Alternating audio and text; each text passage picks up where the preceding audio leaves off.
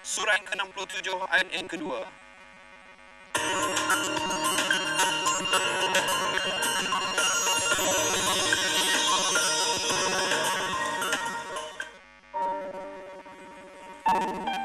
Assalamualaikum warahmatullahi wabarakatuh. Bismillah, alhamdulillah, wassalatu wassalamu ala rasulillah wa man tabi'ahu wa lah. Amma ba'd. Sidang penonton yang dirahmati Allah Subhanahu wa taala, pastinya pagi yang penuh dengan keberkatan ini kita rasa teruja berada di sisi keluarga tercinta, di sisi kita anak dan isteri, suami, di sisi kita orang yang kita cintai. Bagaimana kita menguruskan mereka pada hari ini? Jadi, mukadimah pada pagi ini akan membicarakan tajuk menguji kebaikan. Sidang penonton yang dirahmati Allah Subhanahu wa taala, ayat Al-Quran yang saya bacakan sebentar tadi merupakan satu paparan kepada kita bahawa hidup ini dipenuhi dengan ujian.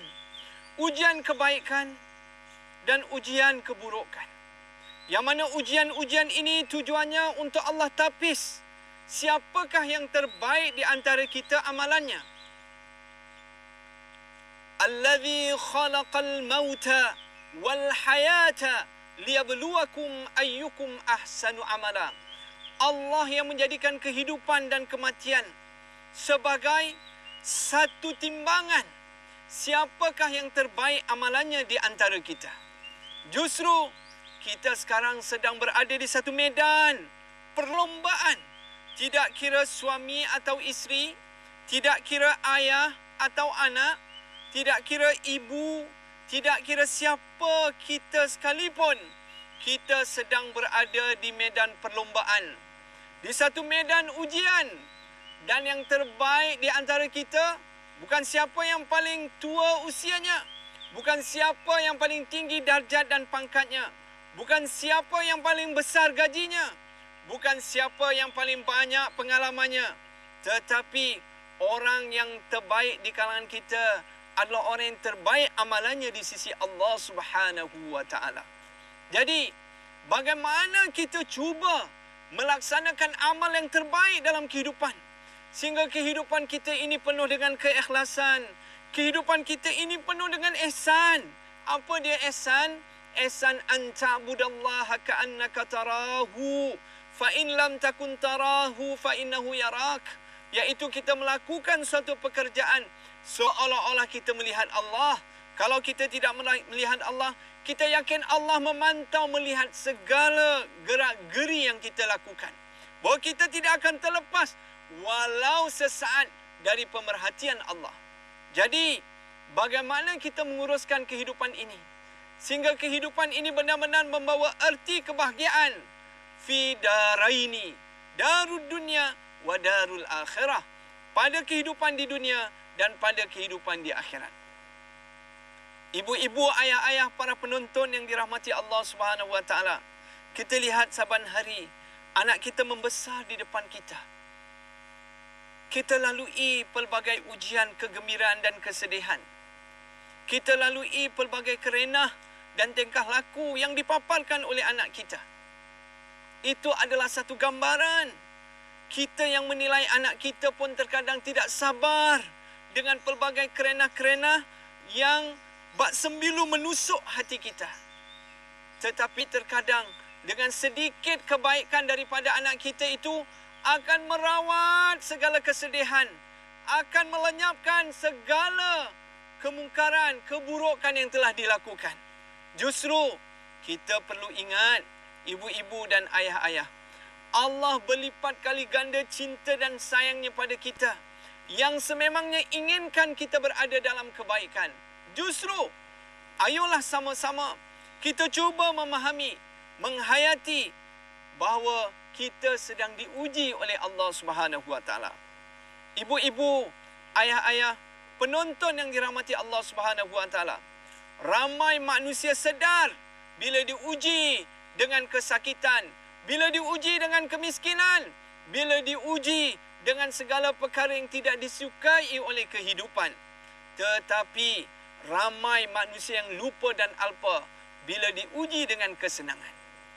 Bila mereka diuji dengan kebijaksanaan, mereka kata kebijaksanaan ini adalah hasil usahaku. Bila diuji dengan kekayaan, dia kata bahawa dengan berkat usahaku, kebijaksanaanku dan penat lelahku saban hari memerah keringat sehingga aku menjadi seorang hartawan, jutawan, orang yang ternama dan bahagia dalam hidup ini. Justru kita jangan lupa, ada orang yang diuji dengan kesakitan, kegagalan, mereka berjaya. Sebaliknya ada juga orang yang diuji dengan kesakitan dan kegagalan, mereka tewas. Dan ada orang diuji dengan kekayaan, kesenangan, pangkat dan darjat, mereka berjaya. Dan sebaliknya juga ada orang yang diuji dengan kejayaan, pangkat dan darjat, kemewahan, mereka tewas. Ayuh, kita akan bicarakan perbincangan ini dalam slot seterusnya. Jangan ke mana-mana untuk mendengar kupasan selanjutnya. Lambang pengabdian kepada Allah. Merendahkan diri kerana Allah, bukan kerana manusia. Man tawadha'a lillahi rafa'ahu Allah. Barang siapa yang merendahkan diri semata-mata kerana Allah, Allah SWT akan mengangkatkan darjat dan kedudukan mereka di sisi Allah. Jadi dalam hidup kita di medan ujian, kita harus sentiasa waspada dan berjaga-jaga daripada segala ancaman dan mara bahaya. Kerana syaitan sentiasa berusaha untuk mengeluarkan kita punya keyakinan terhadap bantuan dan pertolongan Allah. Untuk melenyapkan keyakinan kita tentang syurga dan neraka. Untuk melenyapkan keyakinan kita terhadap dosa dan pahala.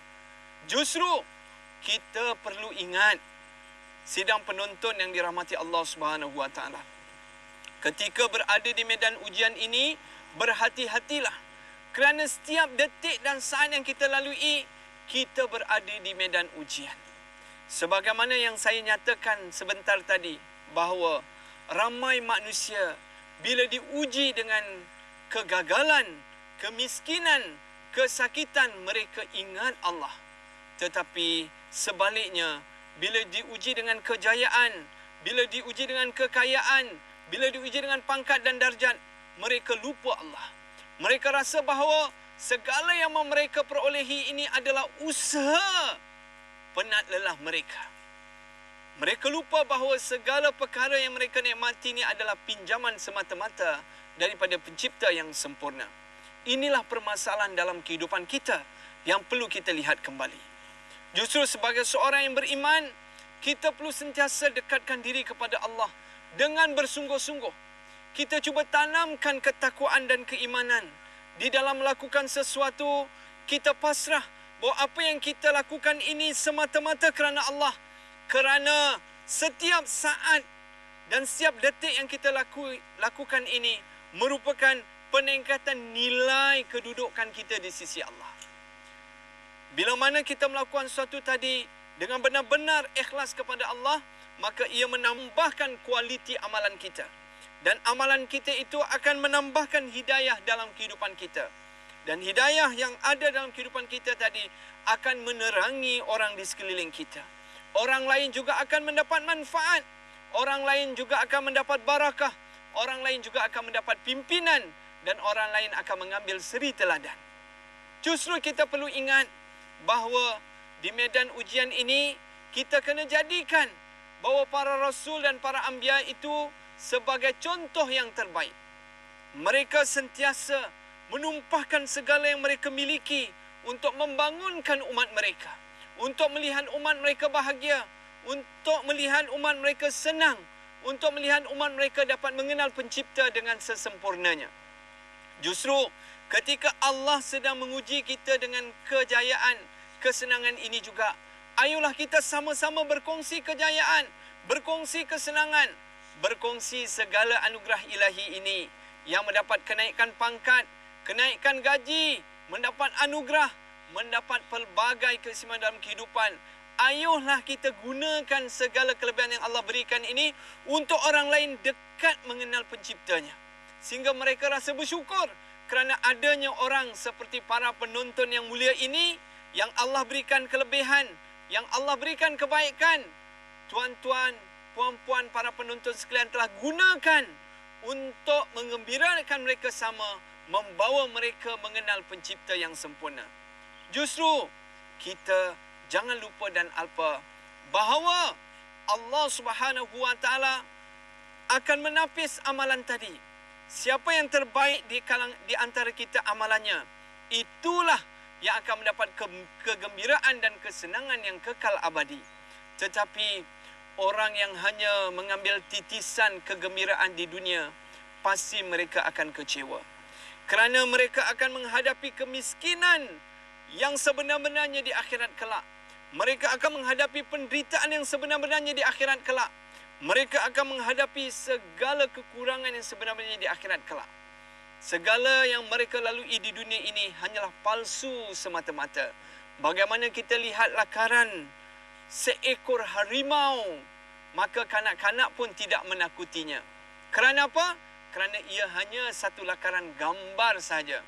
Tetapi sekiranya harimau itu adalah harimau yang asli, harimau yang sebenar-benarnya, dengan mengauman harimau saja, semua orang telah tegak bulu roma.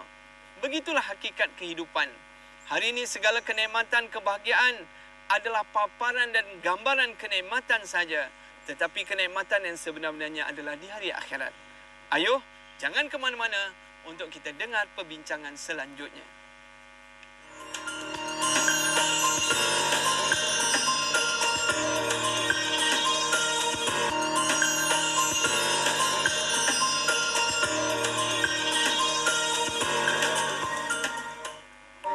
Sidang penonton yang dirahmati Allah Subhanahu Wa Taala, bertemu kita dalam segmen seterusnya. Kita rasa bertuah kerana Allah menganugerahkan kita nikmat kehidupan yang sempurna. Kita lihat di luar sana berapa ramai manusia menderita dengan pelbagai ujian daripada Allah SWT. Kita lihat negara-negara yang menghadapi kebuluran. Kita lihat negara-negara yang menjadi mangsa gempa bumi, banjir yang berterusan dan pelbagai bencana alam berbanding dengan negara kita yang penuh dengan keamanan dan kedamaian. Di sinilah kita perlu merenung sejenak. Bagaimana kita mengangkat diri kita di sisi Allah ketika Allah uji kita dengan kebaikan. Adakah kebaikan ini kita gunakan dengan sesempurna mungkin untuk mendekatkan diri kepada Allah? Muslimin muslimat, kita selalu menghabiskan masa kita untuk bekerja. Dan kita yakin bahawa kerja kita yang beri tumpuan kepada Allah itu adalah ibadah. Yang menjaga batasan halal dan haram. Yang menjaga antara dosa dan pahala. Yang melihat segala tuntutan agama itu pastinya dikira ibadah di sisi Allah Subhanahu Wa Taala. Tetapi bagaimana amalan khusus untuk pribadi kita? Bagaimana dengan bacaan Al-Quran kita? Bagaimana dengan zikir kita? Bagaimana dengan doa kita? Bagaimana dengan qiyamul lail kita? Terkadang ramai di antara kita, bila kita sihat sejahtera, bila kita berada dalam keadaan situasi yang bahagia, kita lupa untuk bermunajat kepada Allah. Kita lupa untuk bangun malam, menyembah pencipta yang esa. Kita lupa untuk memanjangkan doa dan bermunajat kepadanya. Kita lupa puasa sunat Isnin dan Khamis. Kita lupa untuk meningkatkan zikir-zikir kita di sisi Allah kerana kita rasa kita bahagia. Kita ada segala-galanya. Tapi awas, kita sedang dalam ujian pencipta. Kalau kita lupa dengan ujian ini, bila-bila masa Allah akan tarik nikmat yang sempurna ini. Justru kita sentiasa waspada. Allah sangat suka kepada hamba-Nya sentiasa waspada, sentiasa beringat, sentiasa berfikiran positif kepada Allah Subhanahu Wa Taala dengan keyakinan bahawa lagi mereka mentaati perintah Allah, lagi melempar ruah Allah SWT anugerahkan kebaikan kepada mereka. Mereka bersungguh-sungguh untuk mendekatkan diri dengan Allah. Walaupun diuji dengan kesenangan, mereka tetap mewakafkan masa mereka untuk membaca Al-Quran, mewakafkan masa mereka untuk qiyamul lail di malam hari, mewakafkan masa mereka untuk majlis-majlis ilmu, untuk meningkatkan cahaya nurani ini dengan ilmu-ilmu fardu ain yang berguna untuk kehidupan dunia dan akhirat. Dan mereka mewakafkan masa mereka untuk berzikir kepada Allah Subhanahu Wa Taala, mewakafkan masa mereka untuk menziarahi orang-orang yang sakit, orang-orang yang terlantar, orang yang menjadi mangsa bencana alam dan sebagainya. Mereka mewakafkan harta mereka untuk membantu orang-orang yang susah dan terinyaya. Dan mereka sentiasa berusaha bersungguh-sungguh. Bagaimanakah cara untuk mendekatkan diri kepada Allah setelah Allah uji mereka dengan kejayaan? Justru inilah insan-insan yang terpelihara. Inilah insan-insan yang istimewa. Kita lihat bagaimana Sayyidatina Khadijah radhiyallahu anha, Allah anugerahkan beliau dengan kekayaan. Tetapi bila beliau menerima Islam, beliau telah menggunakan segala kekayaannya untuk membantu agama yang mulia ini. Beliau wafat meninggalkan dunia yang sementara ini dalam keadaan kemiskinan harta, tapi kaya budi pekerti, kaya nurani dan rohani. Dan akhirnya beliau telah disemadikan dalam keadaan yang mulia dan punya kedudukan yang tertinggi di antara isteri-isteri Nabi.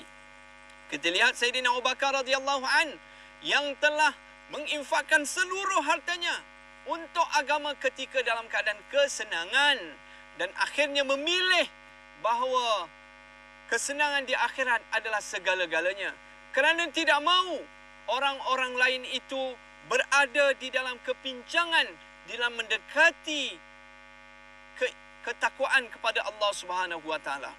Justru muslimin muslimat yang dirahmati Allah Subhanahu Wa Taala, ayolah kita sama-sama melakukan satu muhasabah diri.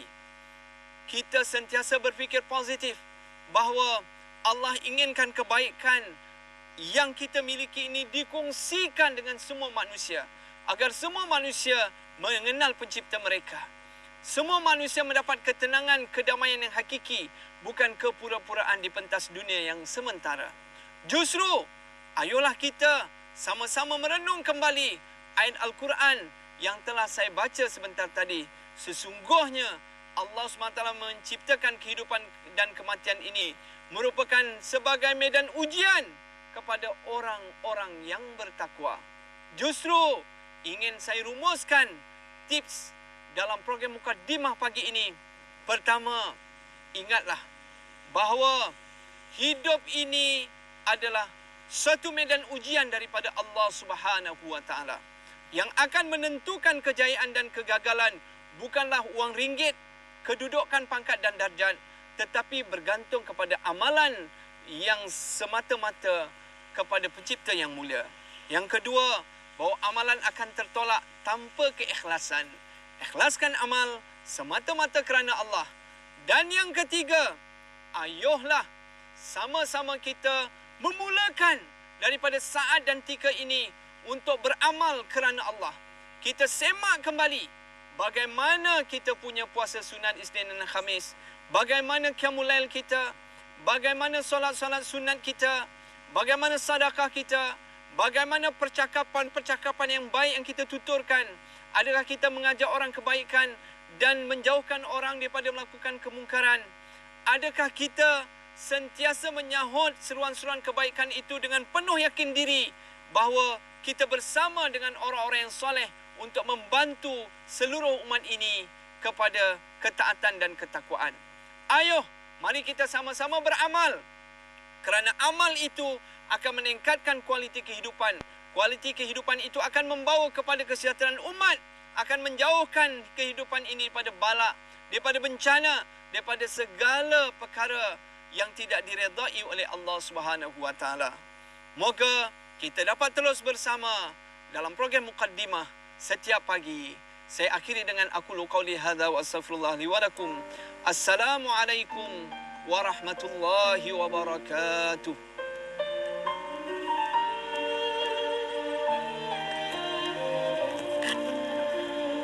Sini tak ada surat.